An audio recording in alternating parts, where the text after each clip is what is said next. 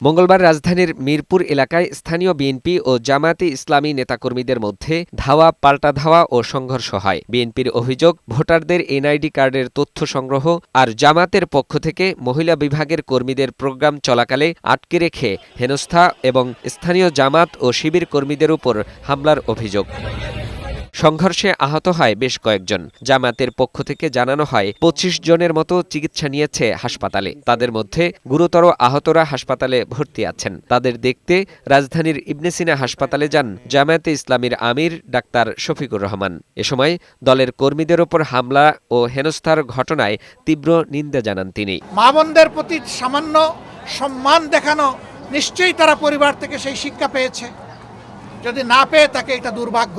আমরা নির্বাচন কমিশন এবং সরকারকে বলবো, যদি সত্যি আপনারা যে অঙ্গীকার করেছেন সুষ্ঠু নির্বাচনের, সেই অঙ্গীকার যদি আপনারা বাস্তবায়ন দেখতে চান, তাহলে আপনাদের দায়িত্ব আপনাদেরকে অবশ্যই পালন করতে হবে। জামায়াতের আমির বলেন, দলের কেউ আচরণবিধি লঙ্ঘন করলে তারা কর্তৃপক্ষকে বলবে। তারা তাদের মতো করে উদ্যোগ নেবে। তা না করে মব সৃষ্টি করে জনমত প্রভাবিত করার চেষ্টা করছে একটি পক্ষ।